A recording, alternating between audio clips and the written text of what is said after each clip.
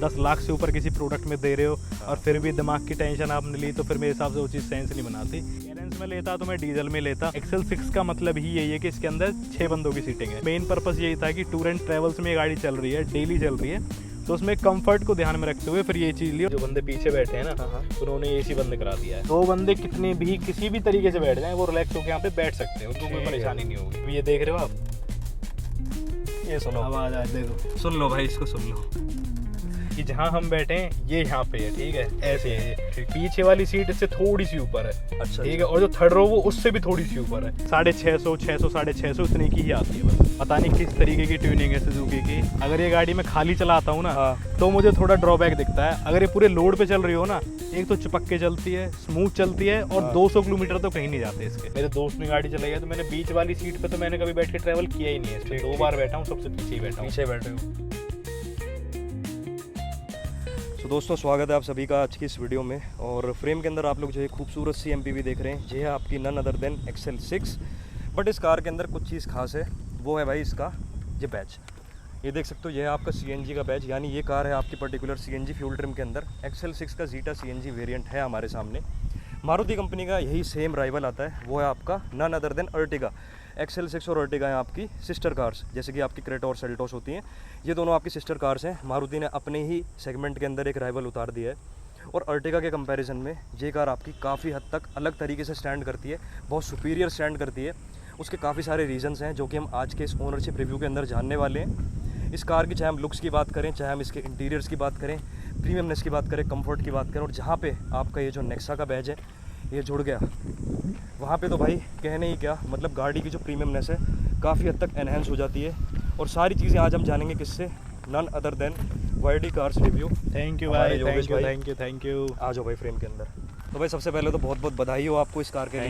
Thank you भाई। हाँ, तो भाई कौन सा वेरिएंट है, कौन से मंथ की परचेज़ है, कितनी ऑन रोड प्राइसिंग है, सारा कुछ बताओ भाई। ये जीटा मॉडल है, जीटा CNG। एक ही वेरिएंट आता है इसके अंदर जिसमें CNG आपको मिलेगी, और ये इसका बेस मॉडल भी है। पेट्रोल में भी आप लोगे तो ये इसका बेस मॉडल ही है। ठीक। और प्राइसिंग की बात करें तो जब ये मैंने ली थी, ये मेरे को 13 ऑन रोड पड़ी। 13,13,000 रुपये हरियाणा रजिस्ट्रेशन के साथ। हरियाणा रजिस्ट्रेशन के साथ, ठीक है। और एक कमर्शियल नंबर पे अब आप देख सकते हो ऊपर कैरियर वगैरह लगा हुआ है इसके। तो मतलब कुछ काम वगैरह हाँ, कुछ काम वगैरह स्टार्ट किया, उसके चक्कर में गाड़ी ली है ये। और क्या पूछे थे भाई, और बताओ आप। हाँ, मैं ये पूछ रहा था कि भाई प्राइसिंग तो आपने बता दी। हाँ। अब मैं बोलूँगा भाई, इस समय जो मैंने प्राइसिंग चेक करी इसकी ऑन रोड, वो है लगभग 14.5 लाख रुपए। भाई इतने सही रेट में आपने उठा ली भाई, थोड़ा वो लगा लो किसी भी तरीके से सेटलमेंट करके, जैसे तरीके से, बट ठीक है, सही प्राइसिंग पे गाड़ी मिल गई है। हाँ सही है। तो इस कार की तरफ जब आप गए, जैसे कि मैंने वीडियो की स्टार्टिंग में बताया कि अर्टिगा भी मेन लोग कंसिडर करते हैं अगर वो कमर्शियल के अंदर कार परचेज कर रहे हैं, भाई उसकी तरफ ना जाने के बजाय आप एक्सेल 6 क्यों ले आए? भाई इसके 2 रीज़न थे। एक तो आप खुद भी देखोगे, ये थोड़ी अलग लगती है बिल्कुल देखने में, है ना, तो जल्दी से इस पे नज़र जाती नहीं है किसी की। टैक्सी जैसी इमेज इसकी है नहीं, क्योंकि अर्टिगा जो थोड़ा उसमें ऊबर और ओला के हिसाब से थोड़ी ज़्यादा बदनाम हो रखी है, और ये उस पर्पज़ से मैंने ली नहीं है। इसका थोड़ा टूर एंड ट्रैवल्स का काम ज़्यादा है अपना, ठीक है। तो उसमें लोगों को क्या चाहिए, मेनली कंफर्ट चाहिए। और जब लंबे रूट पे जब लोग जाते हैं तो कोई भी ऐसा नहीं होगा जो अपनी पर्सनल कैब करे और फिर उसमें भिचकुच के जाए, तो वो वाला सीन नहीं रहता। मैक्सिमम 4 बंदे जाते हैं, फिर 5 बंदे जाते हैं। सही बात है। और उस हिसाब से फिर मैंने कैप्टन सीट वाली प्लान की, क्योंकि कैप्टन सीट इसी के अंदर आती है, इसके लिए आपको कोई एक्स्ट्रा पे नहीं करना पड़ता। एक्सेल 6 का मतलब ही यही है कि इसके अंदर 6 बंदों की सीटिंग है, विद ड्राइवर, ठीक है। तो इसमें पीछे कैप्टन सीट है, थर्ड रो फिर इसकी और ज़्यादा कंफर्टेबल हो जाती है, तो थोड़ा वो सफोकेशन जैसा फील नहीं होता है।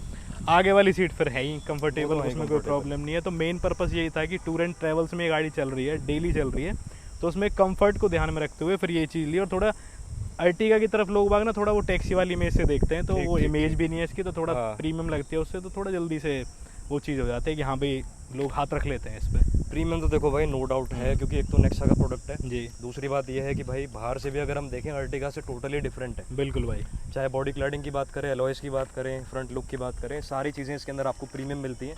खैर जब कार के कैबिन की तरफ जाएंगे वो भी मैं आपको दिखाऊंगा। एक और चीज़ पूछूंगा भाई, एक और बढ़िया ऑप्शन था आपके पास, वो था किया कैरेंस। भाई वो भी थी नज़र में। एक्चुअली एक मैं हूँ और एक मेरा फ्रेंड है, हम दोनों ने सेम टाइम पे गाड़ी निकलवाई है। उसने कैरेंस ली और मैंने ये ली है, ठीक है। मेरा भी कैरेंस का ही प्रोग्राम था, उसमें प्रीमियम ऑप्शनल वेरिएंट आ रहा था जो कि M ड्राइव में आता है। अच्छा भाई, थोड़ा सा काटना चाहूँगा, पेट्रोल या डीजल? डीजल में, वो डीजल में होती, क्योंकि डीजल का ही प्रोग्राम था कि भाई लंबे रूट पे गाड़ी चलेगी तो बार बार पैसेंजर को कुछ लोग ये भी उतारना। करते हैं कि भाई पेट्रोल लेके फिर उसमें सीएनजी लगवा लेते हैं कैरेंस भाई में बाहर से मैंने, मेरी दूसरी गाड़ी है मेरे पास एक नहीं, उसके अंदर मैंने सीएनजी लगवाई हुई है, थोड़ा हसल है उसके अंदर। फिर गाड़ी लेने के बाद एक फटीक और ऐड हो जाती है।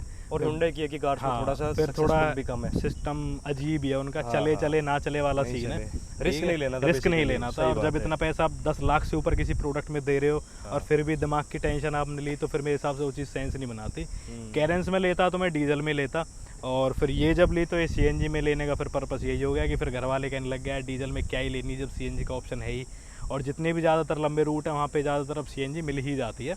तो फिर थोड़ा पॉकेट फ्रेंडली भी है, कोई फालतू का झंझट नहीं है, सर्विस कॉस्ट वगैरह थोड़ी कम पड़ जाती है डीजल के, और मेंटेनेंस भी थोड़ा कम ही है डीजल से। ये पार्ट्स चीज़ है। वगैरह भी हर पार्ट्स जगह वगैरह भी available कम ही है, ना कोई यूरिया का झंझट, ना कुछ, हाँ। कोई टेंशन नहीं है। और 5 साल एक्स्ट्रा भी मिल रहे हाँ, हैं। 5 साल एक्स्ट्रा मिल जाता है। हालांकि लगता नहीं मारुति की कार इतनी लंबी चलेगी भाई अब देखो कमर्शियल में मेरे हिसाब से ज़्यादा नहीं, लंबा उस तरीके से नहीं कह रहा। देखो वैसे तो बाय गॉड्स ग्रेस चलेगी गाड़ी, लेकिन हाँ। मैं वैसे कह रहा हूँ मारुति की जो बॉडी क्वालिटी है हाँ। उसका क्या कहना है आपका? वो तो भाई देखो सीधी बात है, थोड़ी हल्की है। मैं इसको कैरन से कंपेयर करता हूँ तो उसमें मतलब बाहर की साइड से तो ऐसे बजा के तो कोई कुछ नहीं बता नहीं, सकता। वैसे ठीक तो सही है, वैसे तो वेट ठीक वगैरह है, सही है, डोर्स वेट का। वगैरह सब ठीक है। बात आती है जब आप चलते हो ना, किसी लंबे रूट पे आप जा रहे हो, अगर आपने एक पैच कवर कर लिया ना 10 या 20 किलोमीटर का, तो थोड़ा बहुत दरवाजों से, स्टीरियो से मेनली, वहाँ से चूचा चूचा की ऐसी आवाज़ें आने लग और जाती धूप में खड़ी रहती तो उससे भी काफी इम्पैक्ट हाँ। पड़ता है इसके कैबिन पे। लूज से हो जाते हैं हाँ। पार्ट्स, मतलब थोड़ी अजीब सी आवाज़ आने लग जाती सही है बात है। ये तो देखो हर मारुति कार के साथ सेम ही जी। केस है। अब बात करते हैं भाई इसकी साइड प्रोफाइल की तरफ, तो साइड प्रोफाइल देखो काफ़ी ज़बरदस्त है, अर्टिगा के कंपैरिजन में काफ़ी डिफरेंट भी है। बिल्कुल भाई। बॉडी क्लैडिंग भी है इसके अंदर। और क्या मतलब मेन चीज़ थी यार, देखो वो बात ठीक है आपको इसकी तरफ जाना था, लेकिन कुछ और भी तो अट्रैक्शन का पॉइंट होगा ना इसकी अट्रैक्शन तरफ। के पॉइंट बहुत थे भाई। एक तो मैंने आपको बता दिया CNG है। सीएनजी है, सीएनजी बढ़िया। अर्टिगा में मुझे मिल जाती, हाँ, ठीक हाँ। है। आप सीएनजी अर्टिगा का टॉप मॉडल खड़ा कर लेना इसके साइड में और इसको खड़ा कर देना, ये उससे बड़ी लगती है दिन देखने रात में। का अंतर है भाई ठीक गाड़ियों है, में। ये सामने से थोड़ी मैच्योर लगती है, थोड़ी प्रीमियम लगती है। फिर साइड में क्लैडिंग वगैरह इसको थोड़ा एक रगड़ लुक देता अलॉय है, भी एक साइज और एक साइज अलॉय बड़े हैं इसके, और क्रोम डोर हैंडल्स वगैरह, मतलब छोटी छोटी जो वैसी चीज़ें हैं वो तो हैं ही। और मेन जो इसका इंटीरियर है, ठीक है, इसका ब्लैक है, थोड़ी हाँ। चीज़ों में है कि हाँ भाई एक नेगेटिव पॉइंट है, हाँ। बट अगर मेंटेन करने के हिसाब से देखा जाए तो फिर एक प्लस पॉइंट है ये। बिल्कुल ठीक है। क्योंकि अर्टिगा का जो इंटीरियर है वो बेस टोन में आता है, ठीक है, उसको थोड़ा और जब कमर्शियल में आप चला रहे हो तो उसको मेंटेन मैंने करना। बहुत टैक्सीज देखी हैं, हाँ। हालांकि मैं टैक्सी में इतना अर्टिगा में बैठा नहीं, पर जितनी बार बैठा हूँ भाई सारी गाड़ियाँ बहुत गंदी रहती हैं। हाँ, वो मतलब बैठने का मन ही नहीं Dry करता clean उसके ज़्यादा अंदर। चाहिए हाँ, होता है बहुत उनका ज़्यादा उसको। मेंटेनेंस चाहिए होती है इंटीरियर को हाँ। लेके। वो चीज़ें फिर अलॉय व्हील्स वगैरह हो गए, थोड़ा अच्छी लगती है। फिर पीछे से टेल की बात करोगे आप भाई इसकी, जबरदस्त है यार। ये पूरा सेटअप पूरा ही चेंज है यहाँ पे, ठीक है। मतलब अर्टिगा में सिर्फ ये वाले चार हाँ, ये लैंप्स नीचे जो वाले होते हैं, जलते हैं ये बस। देखो इनकी बात कर रहे हैं। और हाँ। इसमें कंप्लीट सेटअप लो करते जब आप इसकी लाइट जला दोगे तो ये तो डीआरएल की तरह जलते ही है हाँ। भाई, ठीक है। जब आप ब्रेकिंग करोगे तो फिर ये जलते ये हैं, चलेगी। ठीक है। ये ग्लॉसी पैनल है, हाँ। छोटी सी चीज़ है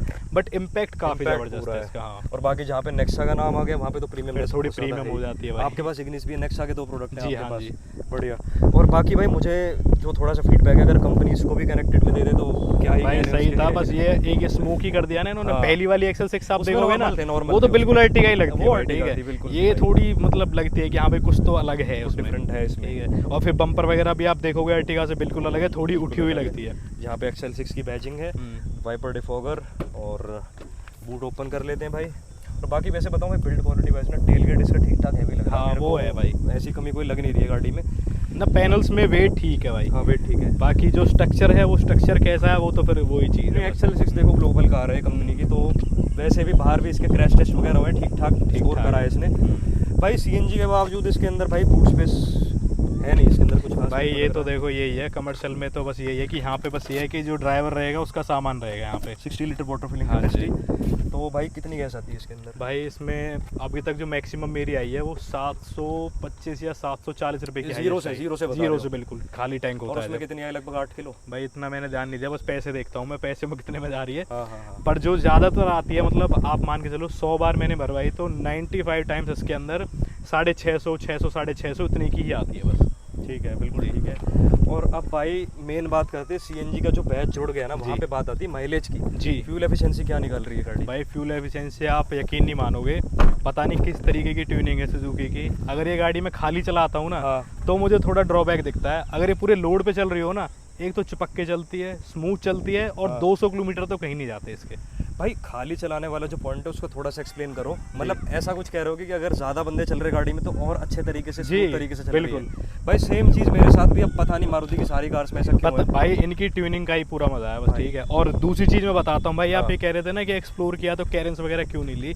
कैरेंस भी मैं ले सकता था, सीएनजी, चलो एक सीएनजी की फटीक हो जाती भाई, ठीक है, और रिस्की रहता मेरे लिए हमेशा ही, चलती नहीं चलती, लीकेज का झंझट रहता बहुत, क्योंकि उसके अंदर जो रिड्यूसर आता है ना वो लीक करता ही करता हमेशा, ठीक है। मौसम चेंज होगा वो एक बार लीक जरूर करेगा। दूसरी सबसे बड़ी चीज ये है कि भाई इसके अंदर सीएनजी कंपनी फिटेड है। सस्पेंशन की बात है ना, आप इसके अंदर पूरे बंदे बिठा दो, ये गाड़ी एज इट इज ऐसी दिखेगी, बिल्कुल ऐसी रहेगी, ये ऐसी दिखेगी, आपको ऐसा नहीं लगेगा ये गाड़ी दब रही है पीछे से या फिर बिल्कुल बैठ के चल रही है, ये ऐसी की ऐसी दिखेगी। और ये पता जब चल जाता है आपको कि सस्पेंशन पे काम हुआ है, जब ये गाड़ी खाली रहती है ना, और जब किसी ब्रेकर से कूदती है और जब एकदम बम्प करके निकल जाती है, तब आपको पता चलेगा कि हाँ भाई जो सस्पेंशन है वो हार्डकोर सेटअप है, पूरे लोड के लिए तैयार किया गया है। ठीक है, तो वो चीज़ है। कैरेंस के अंदर मेरे दोस्त ने लिए, उसने सबसे पहली चीज़ जो कराई है, एक तो ये गाड़ी उठी है उसकी, अच्छा, इतनी गाड़ी उठी है उसकी, ठीक है, बफर लगवाए उसके अंदर, बफर लगे हैं नीचे से, मतलब पूरा सेटअप बेल्ट होके सस्पेंशन की वारंटी उसकी जा चुकी है। अच्छा, उस गाड़ी को आप देखोगे ना, आप उसके नीचे लेट जाओगे, आपके ऊपर से निकल जाएगी, ठीक ठाक छेड़छाड़ कर, बहुत ऊंची उठी है वो गाड़ी, क्योंकि बंदे बैठे हैं, फिर ऊपर से सामान रख जाता है इसके ऊपर काफी, तो गाड़ी बैठ जाती है। सस्पेंशन है ना वो थोड़े से सॉफ्ट भी है, ज्यादा बंदे बैठते पूरी नीचे की तरफ चली जाती है और टायर वगैरह उसके अड़ने लगते। बिल्कुल भाई, आप नॉर्मल कैरेंस देखोगे, आप पीछे तक बंदे बिठा दो, टायर्स में और पैनल में बस इतना सा गैप रहेगा, जमीन से चिपक के चलती है, बिल्कुल चिपक के चलेगी, ठीक है। ठीक है, बाकी अब बात करते हैं सीधा इस कार के इंटीरियर्स के बारे में, जो कि इस कार का नेक्स्ट अट्रैक्टिव पॉइंट है। भाई बैठो सीट पे, मैं आ रहा हूँ भाई। Chrome door handles, door opening देखो भाई कितनी वाइड है, और डोर का जो साइज़ है ना, वेट तो देखो इनके अंदर है ही बढ़िया, डोर देखो कितने बड़े बड़े हैं। भाई एक बार गाड़ी स्टार्ट कर दो, एक बार हम दिखा दें कैसी रिफाइनमेंट है। कोई कह देगा ये गाड़ी स्टार्ट है, सुनो अब एसी ऑन है भाई, एसी ऑफ करना है एक बार इसका, बिना एसी के सुनो, बिल्कुल साइलेंट, सुपर रिफाइंड, और बोनट का वेट भी अच्छा खासा है भाई इस कार के अंदर। बैठते हैं गाड़ी के अंदर की तरफ, और जैसे डोर को बंद करते हैं ना भाई, ऐसा लग नहीं रहा कि किसी हल्की कार में बैठे हैं, या फिर बात करें जो डोर का वेट है, वेट मेरे को भाई ठीक ठाक लग रहा है, बहुत बढ़िया है, बहुत बढ़िया वेट है भाई, कंसिडरिंग है मारुति कार। एयरबैग्स की बात करते हैं भाई, पहले इसके अंदर आपको 4 एयरबैग मिलते हैं, तो यहाँ पे इस पॉइंट पे जब आपने इतने पैसे खर्च करे 14 लाख रुपए, तो यहाँ पे आपको ऐसा नहीं लगा भाई 6 एयरबैग मिलने चाहिए थे भाई? ये मेरे हिसाब से अब तो उन्होंने मैंडेटरी कर दिए, कर दिए हैं, वैगनआर में भी 6 एयरबैग, ऑल्टो K10 में आ रहे हैं। बस ये लगा लो कि 1 महीना थोड़ा सा जल्दी हो गया मेरे लिए, 1 महीना और रुक जाता तो शायद 6 एयरबैग मिल जाते। तो वो अब आई गेस 15 डेज के अंदर अपडेट आएगा, उसके अंदर इसके अंदर भी आपको 6 एयरबैग मिलेंगे। बिल्कुल ठीक है भाई, ये कुछ इसका कैबिन है, ग्रेनाइट ग्रे कलर के अंदर आपको इसके अंदर फिनिश मिल रही है, कुछ सिल्वर एक्सेंट यहाँ पे है। ये देखो भाई सेंटर कंसोल अर्टिगा से टोटली डिफरेंट भाई, डिफरेंट है। और भाई इसका एक मजा यही है, ये जो स्मूथली जो चलती है ना गाड़ी बिना किसी वाइब्रेशन के, मतलब आप ऐसे बैठ रहे हो, आपको ये पता नहीं चलेगा गाड़ी स्टार्ट भी है, नहीं पता चल रहा भाई, एसी ऑफ कर दिया और कोई कह जाए मजा आ ले कि गाड़ी कोई साइड से तो कह ही नहीं सकता कि गाड़ी स्टार्ट भी खड़ी है, इतनी स्मूथ होके चलती है। बिल्कुल ठीक है भाई। तो बहुत सारी चीज़ें हैं, और इंटीरियर तो डेफिनेटली आप इसकी जो रो देखोगे ना, इसके जो सिटिंग की जितनी भी चीज़ मतलब सीट्स वगैरह हैं, इनमें भी एक चीज़ ये है कि जहाँ हम बैठे हैं ये यहाँ पे है, ठीक है, ऐसे है ये, पीछे वाली सीट इससे थोड़ी सी ऊपर है, अच्छा ठीक है, और जो थर्ड रो वो उससे भी थोड़ी सी ऊपर है, तो मतलब फ्रंट डैशबोर्ड पीछे वाले बंदों को भी दिखता है, पीछे बैठोगे तो भी आपको पीछे का मतलब आगे से जज हो रहा है, वो मैं यहाँ से दिखा रहा हूँ हेडरेस्ट की तरफ। आप यहीं से फ्लोर देख लो भाई, देखो हम यहाँ पे बैठे हैं, ये फ्लोर यहाँ से 2-3 इंच ऊपर है, और पीछे वाला उससे भी 1 इंच ऊपर है, ठीक है, तो सफोकेशन जैसी चीज फील नहीं होती यहाँ पे भाई। सही चीज कह रहे हो भाई। और एक चीज मैंने देखी अर्टिगा से, इसका थोड़ा सा क्लस्टर है, उसका भी डिजाइन थोड़ा सा डिफरेंट है। ये देख सकते हो, हल्का सा रेड एक्सेंट आपको इसके अंदर मिलेगा, और सिल्वरिश टाइप ऑफ आपको इसके अंदर, बस कलर टोन का ही हुआ है भाई, थोड़ा सा कलर टोन की वजह से, बट भाई उससे गाड़ी में दिन रात का अंतर है, बहुत भाई, बहुत अंतर है। अभी आप देख लो, ये मतलब क्या है, सिर्फ पॉलिश लगती है इसके ऊपर, कपड़ा लगता है, ये ऐसे ही चमकती रहती है, अर्टिगा होती है यहाँ पे भाई, इसको मेंटेन करना भारी पड़ जाता है। मेरे पास वैगन आ रहा है भाई, ड्यूल टोन में है और बहुत साफ सफाई मांगती है वो, बेज टोन जहाँ पे आ जाती है ना, लाइट शेड जहाँ पे आ जाती है, वहाँ पे उसको मेंटेनेंस चाहिए ही चाहिए भाई। मतलब ये है कि भाई फैमिली के अंदर, हालांकि बोलना थोड़ा ऑड लगता है, लेकिन ये है कि हर किसी को फिर टोकना पड़ता है कि आप यहाँ पे हाथ मत लगाओ, भाई ये अब मत ये करो, देखो, वो मत करो। ये छोटी छोटी चीजें हाँ। हैं अभी जैसे यूज में चलती है ना। ये अभी देखो। एक दोस्त था, उसका बेटा बैठा हुआ था यहाँ पे आगे। हाँ, स्क्रैच अब यार लगा हुआ है। ये जो फैमिली वाली बात आपने कही ना, वो भी फ्रेंड था, तो अब दोस्त को भी आप नहीं ऐसे बोला टोक जाता, सकते, सही ठीक कह रहे है। हो आप। अब मैं उसको बोलता है कि भाई मान जा यार, मान जा, क्या करे, फिर वो बोलता है यार बच्चा ही तो है, क्या हो हाँ, गया। हाँ। बट बच्चे के चक्कर में उसने ये नहीं देखा कि पूरा पैनल देखो क्या कर पैनल दिया। खराब हो यहाँ पे गया। जूते ही जूते बजाए उसने अपने यहाँ पे, अच्छा, मतलब पैर ऊपर करके बैठे हाँ। रहते हैं। यार ये चीज तो मेरे को मतलब- पसंद नहीं है कतई भी। मैं गाड़ी चलाता नहीं हूँ, अगर कोई हाँ। पैर ऊपर करता है। रियलिटी में। हाँ, बट वही शर्मा शर्मी में बोला नहीं जाता। बस अब बोल दो तो फिर ये चीज हो जाती है भाई, ज्यादा गाड़ी वाले हो रहे होता है। चलो भाई, ऐसी चीज मत करो भाई, ऐसा मत तो बोलो इसलिए कुछ भी। रोकना टोकना रहता ही नहीं है। बाकी अब ये है कि पहली गाड़ी मैंने पीपीएफ करा रखी थी, अब इसका मैंने कोटेशन वगैरह लिया, अब सोच रहा हूँ इसके ऊपर भी जल्दी करा दूंगा, और ये पैनल जितने भी ग्लॉसी हैं इनके ऊपर भी जो प्रोटेक्शन है वो करा दूंगा मैं। ठीक है भाई, बढ़िया हाँ है। जी। अब बात करते हैं भाई, ये जो आर्मरेस्ट है, ये आपको प्रैक्टिकल लगा भाई है? इसके अंदर ऐसी चीजें तो मैं बहुत गिनवा सकता हूँ। मतलब जैसे कि अब ये देख रहे हो आप, ये सुनो, आवाज आ देखो, सुन लो भाई, इसको सुन लो जी भाई। हर मारुति कार में, ठीक हर है। एक में। और ये तो मैं हाथ से करके दिखा रहा हूँ, ये जब चलती है ना तो हाँ। आप इसे रोक ही नहीं सकते, ठीक है। ये हाथ से तो मैंने रोक लिया ऐसे करके, अब चलते टाइम में इसको ऐसे थोड़ी ना पकड़ के रखूंगा भाई। और धूप वगैरह में खड़ी रहती है, थोड़ा सा हाँ, ऐसा लगता है पैनल ढीले हो हाँ, जाते हैं, फ्लेक्स से हो जाते हैं, फ्लेक्स हो पता नहीं जाते है। हैं। और दूसरा ये भाई आर्मरेस्ट, ये देना था ये तो भाई थोड़ा और किस साइज का है, क्या है भाई? ये यूज भी नहीं कर सकते भाई। अब ये देखो, ये स्पेस space देखो है भाई, इसके इसके अंदर स्पेस नहीं है भाई, स्पेस नहीं, इतना सा ये स्पेस किट है। आती है बस इसके अंदर, ये वाह। जो इसकी छोटी सी किट आती है बस, ये मारुति kit वालों, इसके अंदर इतना आती है। स्पेस तुमने दे रखा है सेंटर में, इसको एज सच इतना तो वाइड कर देते कि दो जने इस पे हाथ रख ले। ठीक। और दूसरा वाइड भी नहीं है, और ये इतना स्लाइड भी हो जाता है। फिर भी देखो, या तो मैं इधर की साइड ऐसे लेट के बैठूं यहाँ पे, 5'7" के अराउंड हाइट है आपकी। और अगर मैं ऐसे बैठता हूँ ना हाँ। तो मेरा हाथ यहाँ पे कंफर्टेबली आ ही नहीं सकता, क्योंकि शोल्डर यहाँ पे टच होती है, और यहाँ पे फिर ये कुछ इस तरीके से पोज बन मतलब जाता है। practical नहीं है। प्रैक्टिकल नहीं है, पूरा स्लाइड करने के बाद है देखो। यार ये तो थोड़ा सा गलत चीज है। बस ये चीज इनको पता क्या करना चाहिए था, इसको हटा के जैसे पीछे वाले रोज में साइड में इंडिविजुअल हाँ, वो दे सकते थे, वो दे सकते वो थे। देना चाहिए था। देखो फिर यहाँ पे बकेट बढ़िया बन जाती है, हाँ, ये बढ़िया रहता तो हाँ। उससे फिर और कंफर्ट इंक्रीज हो जाता है इसके बहुत अंदर। बढ़िया हो जाता फिर अच्छा भाई, इसके अंदर टेलीस्कोपिक स्टीयरिंग आता है। भाई। मस्त हालांकि ये एकदम। चीज तो भाई एक ये बार सेट देखो। कर दो तो सेट ही रहती है। ये जब से लिए मैंने आज पहली बार छेड़ा भाई। हाँ हाँ हाँ। तो ये चीज है। और बाकी भाई क्रूज कंट्रोल भी आता है इसके अंदर? इसका भाई मैंने यूज किया नहीं किया। क्योंकि आप बताऊं, ये कहने को फीचर बहुत अच्छा है, बट पेट्रोल पे हो या फिर डीजल पे हो, और आप लंबे कभी कभी जाते हो ना तो थोड़ा आप थक जाते हो। बट अगर आप डेली बेसिस पे गाड़ी चल रही है ना, तो क्या है, क्रूज लगाते ही फिर इंजन को ये पता चल जाता है कि ये गाड़ी 80 पे सेट हो रखी है फिलहाल। और जब भी फ्लाईओवर्स ऊपर नीचे होते हैं ना, जैसे हमारे पैर में रेस है, पैर से हम कंट्रोल कर रहे हैं जब, तो ये है कि ऊपर चढ़े तो स्पीड कम हो जाती है, हम फिर उसको मेंटेन करने की कोशिश करते हैं, या फिर धीरे ही हो जाने देते हैं गाड़ी को। समझ गया। ठीक है, ज़्यादा एक्सलेट करते नहीं है कि मोमेंटम से चढ़ जाएगी फिर उतर जाएगी। पर क्रूज पे क्या करती है गाड़ी, क्रूज पे जब लगा देते हैं ना तो वो फिर उस चीज़ को मेंटेन करने की कोशिश करती है। जब भी फ्लाईओवर्स पे चढ़ती है तो एक्सलेशन हाई हो जाती है एकदम, मतलब पूरा अच्छा। जोर लगाती है। मतलब यहाँ पे दिखेगी नहीं आपको, समझ पर गया। स्टीयरिंग के ऊपर थोड़ी वाइब्रेशन महसूस हो जाएगी कि इंजन जो है एफर्ट डाल रहा है, एफर्ट इसको डाल रहा है फ्लाईओवर पे 80 चढ़ाने पे के लिए। मेंटेन करने के लिए। समझ गया। उसमें क्या है, फिर इसकी इकोनॉमी मैंने ड्रॉप होते हुए देखी है भाई। तो मतलब फिर क्रूज कंट्रोल आपको ये मतलब बेनिफिशियल नहीं लगा? बेनिफिशियल भाई, मैंने रेयर ही कभी इसको यूज किया होगा। मैं ज्यादा ऐसा है कि मान के चलो 200-300 किलोमीटर गाड़ी जा रही है, हाँ। स्टेट हाईवे ये तो लगा दिया जहाँ पे ज्यादा वो चीज नहीं है। पर जैसे मान के चलो कहीं पे फ्लाईओवर काफी ज्यादा है तो फिर नहीं लगता। फिर मैं ठीक अपने है। पैर, जैसे मान के चलो हमारे यहाँ से मैं कोकिला बन जाता हूँ, समझ 3-4 गया। फ्लाईओवर पड़ते हैं, हाँ। ठीक है, तो वहाँ पे ये चीज मुझे फील हो और जाती उन है। फ्लाईओवर्स की भाई हाइट बहुत ज्यादा हाइट है, बहुत ज्यादा है, लंबे पड़ते हैं वो, ठीक है, तो उसमें चीज वो महसूस हो जाती है।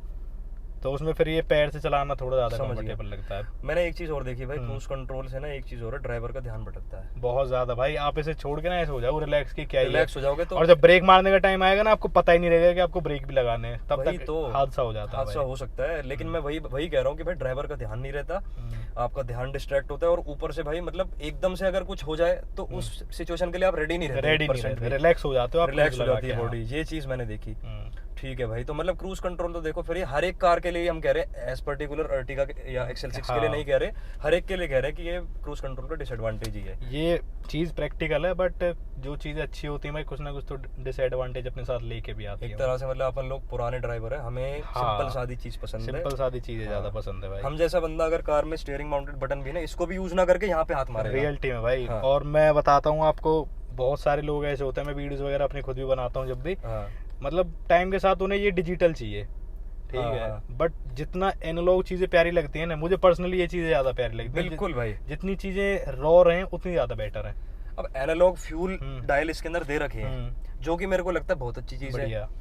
मेरे पास वैगन आर है, उसका फ्यूल इंडिकेटर 1% काम का नहीं है। गाड़ी स्लोप पे रहेगी, उसकी फ्यूल मतलब हालांकि वो इसमें भी होएगा, बट भाई एक्यूरेसी 1% 19-20 ऊपर नीचे हो जाती है। 19-20 नहीं भाई, उसमें 20-50 है। अच्छा जी। हाँ जी, और गाड़ी एक चलेगी ये तो चीज़ तेल है, बढ़ाती रहेगी। हाँ, और एक चीज आपने देखी होगी, जो पहली गाड़ी थी मेरे पास एक डेल्टा मॉडल था उसका, वो उसके अंदर स्टीरियो वो था, वो बटन वाला ही, बहुत बढ़िया, बहुत बढ़िया था वो तक मैंने चेंज नहीं कराया भाई आज तक अपनी गाड़ी का, वो तक चेंज नहीं कराया क्योंकि मैं इसको यूज करता ही नहीं हूँ भाई ज्यादा। ठीक है, और जितना पैनल को खुलवाओगे भाई उनकी टाइटनेस खत्म हो जाएगी, बेकार हो जाता है। उसमें बस मैंने 2 स्पीकर पीछे लगवा दिए थे भाई, इतना परेशान कर दिया उन्होंने, मैं उन दरवाजों से आवाज गई नहीं, फिर लास्ट में आके मुझे फिर कुछ और सॉल्यूशन कराना पड़ा उनका, तब जाके वो आवाज गई है। सॉल्यूशन तो खैर बहुत कुछ चीजों का हो गया उसके बाद वो कभी तसल्ली से बताएंगे। तो भाई एक चीज और मैंने गलती से बोला, एक चीज मैं ये पूछना चाहूंगा भाई, आपकी हाइट कितनी है? 5'9" है भाई। 5'9" है भाई, ठीक है। तो अब गाड़ी ये फ्रंट सीट आपके अकॉर्डिंग जैसे एडजस्ट है, हाँ, अब पीछे की तरफ बंदे भाई कितनी हाइट का बिठाया आपने मैक्सिमम? भाई मेरे से और थोड़ा फालतू हो वो भी आराम से बैठ जाता है, 6 फुट तक का भी बैठ जाएगा आराम से, बहुत आराम से बैठ क्योंकि जाएगा। पीछे की सीट्स ना रिक्लाइन भी होती हैं, रिक्लाइन ये होती बहुत बड़ी हैं बात और स्लाइड भी हो जाती है, और मतलब स्पेस इतनी है कि अब देखोगे बीच में आप तीसरे बंदे की तो जगह ही नहीं है। नहीं 2 बंदे कितने भी किसी भी तरीके से बैठ जाएं, वो रिलैक्स होकर यहाँ पे बैठ सकते हैं, उनको कोई परेशानी नहीं होगी। और थर्ड रो में भी 2 बंदे मेरी जैसी हाइट के बड़े रिलैक्स होकर बैठ जाते हैं। 5'9" क्योंकि खुद बिल्कुल मैंने कई बार जैसे अपने दोस्तों के साथ में कहीं पे गया हूँ, कई बार ऐसा हो जाता है कि भाई थकान होगी चलाते चलाते, मेरे दोस्त ने गाड़ी चलाई है तो मैंने बीच वाली सीट पे तो मैंने कभी बैठ के ट्रैवल किया ही नहीं है, इस पे 2 बार बैठा हूँ, सबसे पीछे ही बैठा हूँ। पीछे बैठे हो? हाँ, और पीछे आराम से रिलैक्स होकर बंदा बैठ जाता है, कोई दिक्कत नहीं होती है। अरे लास्ट में अगर एक सिंगल बंदा भी ट्रैवल करे तो बड़ा ही रिलैक्स, बहुत रिलैक्स। और एक तो बीच में सीट नहीं है ना, उसका फायदा ये मिलता है कि लोग ये सोचते हैं भाई कनेक्टेड है हम आपस में, तो कभी पीछे कभी आगे जाएगा, कोई भी पीछे तो बड़ा कनेक्टेड सा फील करते हैं उसके चक्कर में। बहुत सही। हाँ, ये चीज मेरे को बढ़िया लगी, कैप्टन सीट्स का जो बेनिफिट है, एक तो एक तरह से ऐसा है शोफर ड्रिवन टाइप कार हो जाती है, आराम से पीछे बैठो, फ्रंट वाला चाहे भाई भी चला रहा हो उसको कह दो भाई ड्राइवर गाड़ी चला, और बाकी पीछे की तरफ आराम से चले जाते हैं, इनग्रेस आउटग्रेस में कोई दिक्कत नहीं, हर तरीके से बढ़िया है। बाकी वैसे गाड़ी बहुत प्रीमियम है। एक बार भाई पीछे की तरफ आप बैठ के दिखाओ, आपके अकॉर्डिंग सीट एडजस्ट है, दिखाते हैं आपको पीछे की तरफ कैसा कुछ सीटिंग स्पेस है। भाई आ चुके हैं, बैठो भाई।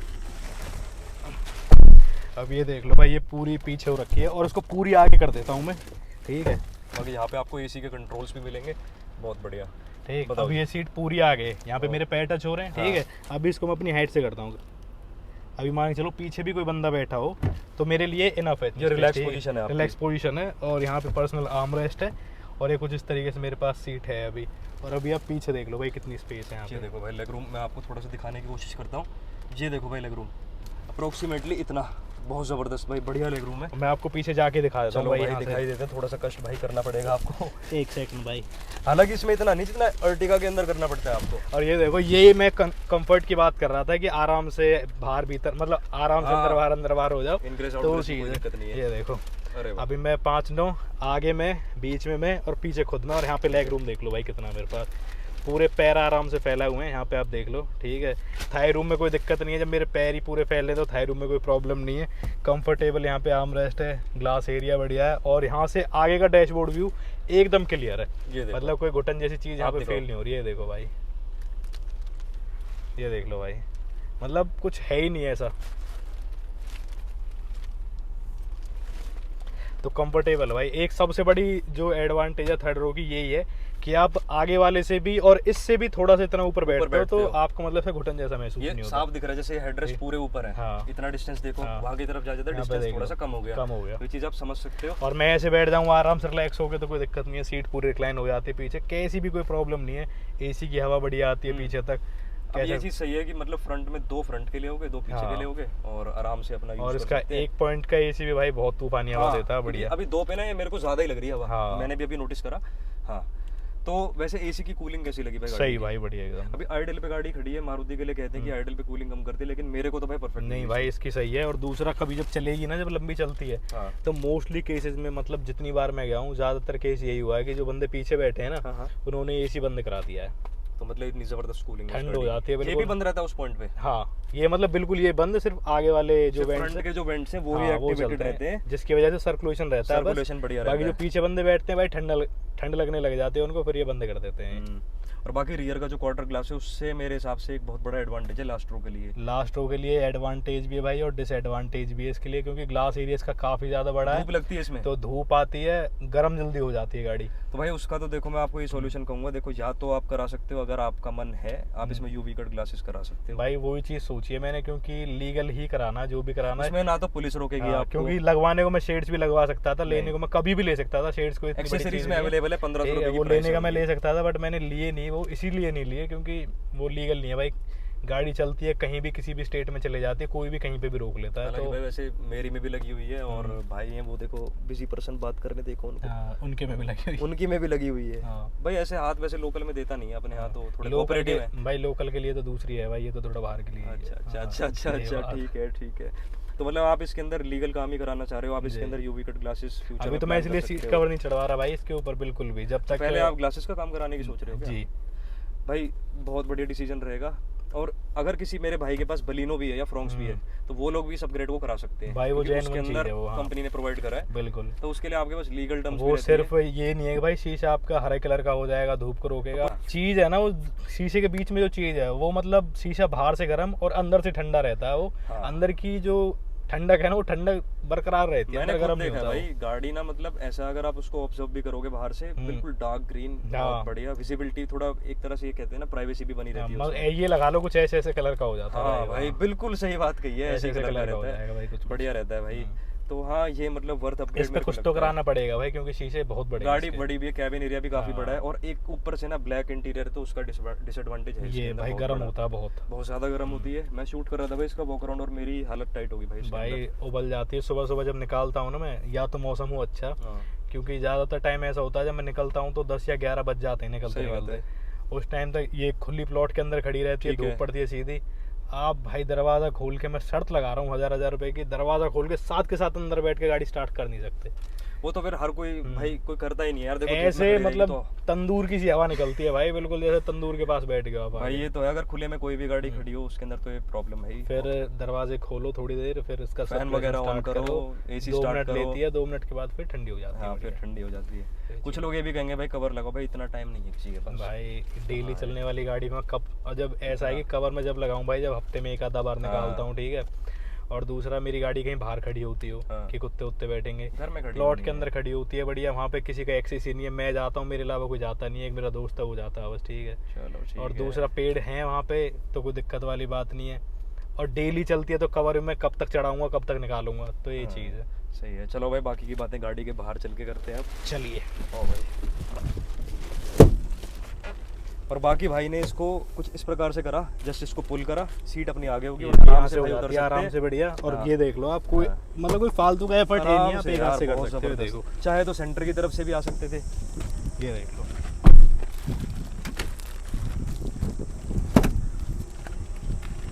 और बाकी ना गाड़ी स्टार्ट है इस समय और बहुत बढ़िया रिफाइनमेंट है, सुपर रिफाइंड है भाई। बंद कर दो कार को, सिर्फ पंखे की आवाज़ आती है हाँ। भाई जब ये कंप्रेसर ऑन होता है ओनली इसका। एसी फैन की आवाज़ है, जो फैन का कंप्रेसर है या जो फ्रंट में फैन है आपका।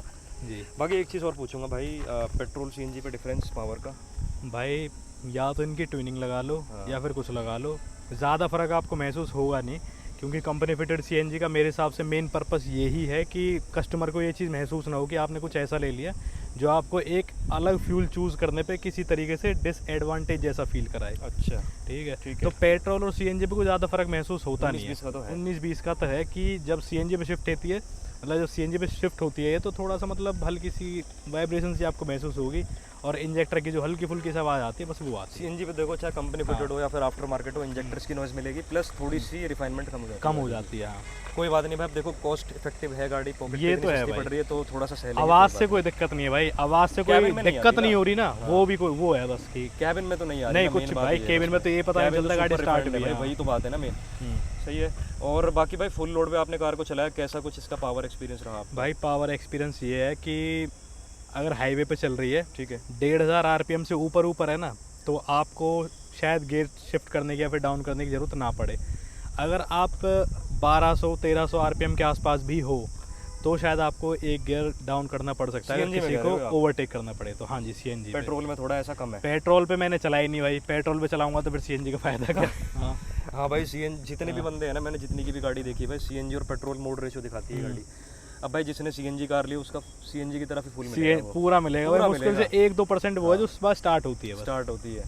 खैर वो एक अच्छी प्रैक्टिस भी है, आप थोड़ा बहुत चाहें तो 1-2 किलोमीटर सुबह पेट्रोल पे भी चला सकते हैं। ऐसा नहीं है भाई कि अब जैसे मैंने इसमें पेट्रोल डलवा दिया, ठीक है, जिस चलेगी, ऐसा नहीं है कि भाई सीएनजी पूरी होगी या फिर एक डंडा है तो मैं सीएनजी डलवा देता हूँ। सीएनजी में जब डलवाता हूँ ये पेट्रोल पे शिफ्ट हो जाती है। बिल्कुल ठीक है तो भाई। सीएनजी डलवाने में जब जाता हूँ तो गाड़ी पेट्रोल पे ही जाती है ज़्यादातर टाइम। सही है, बिल्कुल 1-2 किलोमीटर पेट्रोल पे चलना कोई ज़्यादा बड़ा इशू वाला काम नहीं है। उससे ये भी यार थोड़ा गाड़ी के अंदर इंजन में लुब्रिकेशन भी रहता है हाँ, पेट्रोल से। सीएनजी क्योंकि अपनी ड्राई होती है। हम्म। अच्छा, इसके टायर्स की बात करें भाई तो 16 इंच के हैं, इससे स्टेबिलिटी कैसी लगी गाड़ी की? स्टेबिलिटी बढ़िया है भाई, बस एक ये है कि अगर आप छोटी हैचबैक चलाते हो ना और जब इसको लेके चलोगे तो आपको लगेगा, धीरे चलाओगे तो आप सोचोगे यार बढ़िया चल रही है, बहुत बढ़िया। बट जब हल्का सा ये मतलब जब बॉडी रोल दिखाती है ना अपना, तब आपको पता चलेगा कि भाई वेट का और गाड़ी की लंबाई से बहुत लेना देना होता है कि गाड़ी हल्का सा मतलब आप एकदम सीरियस कट नहीं ले सकते। समझ गया। बहुत सोच समझ के जो है वो टर्न लेना पड़ता है आपको। नहीं, बट वैसे जैसे मैंने अभी, हालांकि मैंने हो सकता है हाईवे पे नहीं चला है, मैंने लोकल में ड्राइव करी थी, मैंने इससे शार्प कटिंग करी, एकदम से कट वगैरह लेके देखा भाई, मेरे को ऐसे ऐसे नहीं, हाँ वैसे बढ़िया लगती है भाई। जब वेट होगा ना इसके अंदर तो थोड़ा वो पेंडुलम वाला इफेक्ट नहीं होता है, समझ गया। तो वो चीज़ होती है। ठीक है ठीक है ठीक है। और ब्रेकिंग कैसी लगी भाई गाड़ी? ब्रेकिंग भाई थोड़ी 19-20 दो डिस्क ब्रेक है इसके अंदर भाई, है ना? पीछे ड्रम ब्रेक्स आती हैं और मेन जो ब्रेक्स हैं वो आगे वाले ही हैं। तो ये है कि थोड़ा सा 19-20 है कि आपको मतलब थोड़ा ज़्यादा हार्ड प्रेस करना पड़ता है रोकने के लिए। ये थोड़ा हैबिट में आने वाली चीज़ पड़ेगी आपको। और विजिबिलिटी कैसी लगती है आपको? विजिबिलिटी तो बहुत ज़बरदस्त है भाई, बहुत ज़बरदस्त है। मतलब इतने बड़े बड़े शीशे हैं कि अगर आपकी हाइट थोड़ी कम ज़्यादा भी है ना तो आप हाइट एडजस्टमेंट का यूज़ करके सीट ऊपर करो, टिल यहाँ तक का बोनट दिखता है भाई इसके अंदर, पूरा ये बोनट मेन चीज़ है। एसयूवी जैसा पूरा मजा देगी आपको। सही है भाई, बहुत बढ़िया, काफ़ी अच्छा लगा आपसे बात करके। और अगर इस कार के रिगार्डिंग आप लोग और डिटेल में चाहे ब्लॉग्स देखने हैं या फिर बात करें सर्विस कॉस्ट क्या पड़ती है और अदर डिटेल्स अगर आपको इस कार के रिगार्डिंग जाननी है तो भाई कौन कौन से चैनल्स पे जनता विजिट कर सकती है? भाई एक तो अपना वो ये वाईडी कार रिव्यूज़, ओके, और एक नया चैनल आपका स्टार्ट हुआ है, वो बताओ भाई। ब्लॉग्स के नाम से भाई, अभी आता नहीं है सर्च में वैसे। कोई नहीं, मैं स्क्रीन पे डालूंगा, बाकी लिंक मिल जाएगी आपको डिस्क्रिप्शन में। वो है वहाँ पे ब्लॉगिंग वगैरह है कि कहाँ पे गाड़ी बुकिंग लेके जा रही है, कैसे लेके जा रही है। अभी तो फिलहाल मैं ही चला रहा हूँ। बुकिंग से याद आया भाई, ये कमर्शियल गाड़ी है। कमर्शियल गाड़ी है जी। तो उसके अंदर कोई टैक्स, रोड टैक्स वगैरह एक्स्ट्रा जाता है? भाई वो परमिट ही होता है बस, ऑल इंडिया परमिट और एक स्टेट परमिट होता है 5 साल का। ठीक है। 1 साल वाला होता है ऑल इंडिया का जो आपको हर साल कराना पड़ेगा, और स्टेट परमिट आपका 5 साल का ही होता है, तो वो 5 साल बाद आपको कराना पड़ेगा। और बाकी एक चीज़ मेरे को ऐसा लगी कि भाई अर्टिगा जो गाड़ी उसकी टैक्सी वाली इमेज ज़्यादा है और उस वजह से ना पुलिस वाले भी उसको ज़्यादा हाथ देते हैं। भाई तुरंत हाथ दे देते हैं, ज़्यादा हाथ नहीं देते, तुरंत हाथ देते हैं। हाँ, अभी इसके ऊपर से मैं कैरियर हटा दूँ बेशक से इसके अंदर मैं कुछ भी कर दूँ, मतलब अगर प्राइवेट नंबर पे भी होती है, अगर वैसे ले जाता तो भी कोई हाथ नहीं देता। फैमिली कार थोड़ी ज़्यादा लगती है। एक चीज़ और है, पता है क्या? जैसे मान लो फॉर एग्जांपल आपकी टैक्सी नंबर भी है ना, तो लोग समझेंगे कि ये किसी बड़ी कंपनी की गाड़ी है, क्योंकि वहाँ पे ज़्यादातर मैंने इस कार को देखा है जी। या फिर बात करें फॉर एग्जांपल किसी होटल की है, हयात वगैरह जो होटल्स हैं, जो ललित है या जो बड़े बड़े 5 स्टार होटल्स हैं, वहाँ पे वो लोग अपने जो गेस्ट हैं उनको प्रोवाइड करते हैं, प्रोवाइड करते हैं, थोड़ा अपना पर्सनल कंफर्ट जोन में रहे इंसान। और मेरे को तो भाई, मैं इनोवा क्रिस्टा में भी बैठा हूँ और हाई क्रॉस में भी बैठा हूँ भाई, कंफर्ट में तो कोई कमी नहीं है गाड़ी में। भाई इनोवा क्रिस्टा का आपने नाम ले लिया ना, हालांकि उस गाड़ी का कोई तोड़ नहीं है कैसा भी, ठीक है, उसकी रिलायबल परफॉर्मेंस वाइज तो बहुत डिफरेंस है ना, वो दबती है ना कुछ करती है। परफॉर्मेंस तो दोनों की सेम है, मतलब हो ही नहीं सकती, है भी नहीं, डबल इंजन उसका। बस एक छोटी सी चीज मैं आपको बताता हूँ, कैप्टन सीट वाली इनोवा क्रिस्टा मैंने एक्सपीरियंस करी है। उसके अंदर एक ड्रॉबैक ये है कि उसका इंजन जो है बहुत ज्यादा मतलब तगड़ा, सुपर, मतलब काफी पावरफुल इंजन है वो। तो जब रोड़ता है ना भाई, तो उसकी जो वाइब्रेशन है ना वो अंदर तक आती है, ठीक है। और जब वो आइडियल खड़ी होती है ना, गियर नॉब का हिलना, आर्म रेस्ट पे वाइब्रेशन आना, वो चीज़ होती है। अगर आप कैप्टन सीट का मजा ले रहे हो तो आप फिर डेफिनेटली एक बार ये गाड़ी एक्सपीरियंस करना भाई। वाइब्रेशन तो है ही नहीं है, कैप्टन सीट का पूरा मजा आप लोगे, आपको यही नहीं पता चलेगा गाड़ी स्टार्ट भी खड़ी है। और सुजुकी का जो सर्विस नेटवर्क है वो भी बहुत बढ़िया है हर तरीके से। चाहे हम बात करें, इसके पार्ट्स भी हैं, बहुत सस्ते पार्ट्स हैं, ये अपने लेवल पर रिलायबल है भाई, वो अपने लेवल पे। देखो यार, हर चीज़ का ना कंपैरिजन नहीं होता, और ये गाड़ी अपने लेवल पे, जैसे भाई ने बोला अपने लेवल पे रिलायबल है, वो अपने पे है। ये गाड़ी मेरे हिसाब से भाई ओवरऑल अगर किसी का 15 लाख का बजट है, आप फैमिली के लिए इसको सजेस्ट करोगे? बहुत ज़बरदस्त भाई। अभी तो देखो, जब कहीं नहीं जाती, कभी मुझे फैमिली को लेके जाना पड़े इसके अंदर, तो भाई इतना प्राउडली लेके जाता हूँ, इतना मतलब कि कंफर्टेबल हो बैठे हैं वो, बिल्कुल पूरी बिजनेस क्लास वाइब ले रहे हैं। बिल्कुल देगी भाई, बिल्कुल। वो अपना पर्सनल बैठते हैं, अपना सीट को एक्सपीरियंस करते हैं, कैप्टन सीट को एक्सपीरियंस करते हैं, और अच्छा मतलब बाबूजी की तरह बैठ के जाते हैं। तो फिर वो चीज़ अच्छी लगती है कि हाँ भाई घर वाले मजे ले रहे हैं, बस मजे ले रहे हैं। सही है भाई, बढ़िया है। तो ये था कुछ भाई का experience on buying XL6 zeta CNG variant. भाई को पड़ी थी लगभग 13,13,000 रुपये की जी ऑन भाई। रोड। तो आज की डेट में आप 100% रिकमेंड करते हो मेरे हिसाब भाई से मैं इस तो कार कह को? रहा हूँ अगर आपका फैमिली के लिए कोई प्रोडक्ट लेने का मन है ना, CNG में आप डेफिनेटली एक बार इस गाड़ी को चेकआउट करो, आपको मज़ा ही आएगा। मज़ा आएगा। चलो भाई, ये था भाई का कुछ experience. Thank you so much भाई अपना एक्सपीरियंस थैंक यू शेयर भाई, करने के थैंक लिए यू ऑडियंस टाइम के देने साथ। के लिए। सो कैसा लगा आप लोग को ये ओनरशिप रिव्यू कमेंट्स के अंदर बताएं। बाकी इस कार के रिगार्डिंग जैसे कि मैंने बताया और डिटेल्स चाहिए भाई के चैनल पे आप विजिट कर सकते हैं। So guys, thanks for watching this video and good bye.